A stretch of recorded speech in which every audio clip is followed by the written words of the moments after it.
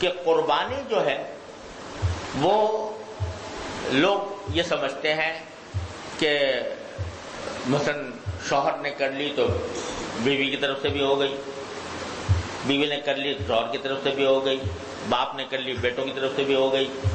بعض لوگوں کو یہ خیال ہوتا ہے، ایسا نہیں ہے. ہر وہ شخص جو صاحب نصاب ہے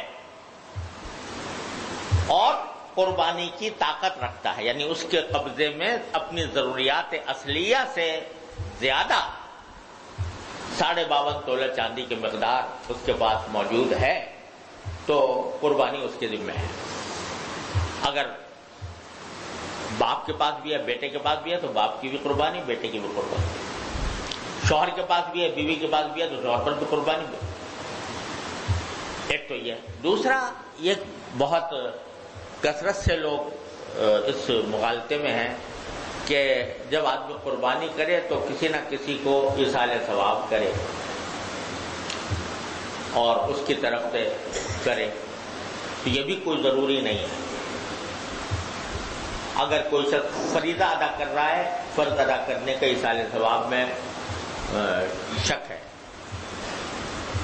لیکن نفلی قربانی اگر کوئی کر رہا ہے تو اس میں جتنوں کو چاہے ثواب میں شریک کر سکتا ہے. اپنے والدین کی طرف سے کر لے، اپنے سارے اعزاء اقربا کی طرف سے کر لے. ایک ہی جانور میں 10 20 30 40 50 جتنے آدمیوں کو شامل کرنا چاہے کر سکتا ہے.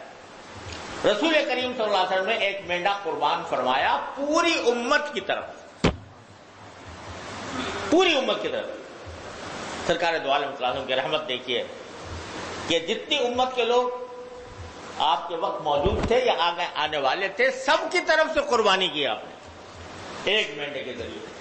تو معلوم ہوا کہ ایک جانور کے اندر بھی ایصال ثواب میں کئی لوگ شریک ہوتے ہیں. ایک آدمی قربانی ایک ہی کی طرف سے ہوگی، بکرا ایک ہی طرف سے ہوتا ہے، لیکن وہ ایصال ثواب جتنوں کو چاہے کر سکتا ہے. نفلی قربانی اور فریضہ قربانی جو ہے اپنی طرف سے ادا کرنا ہے.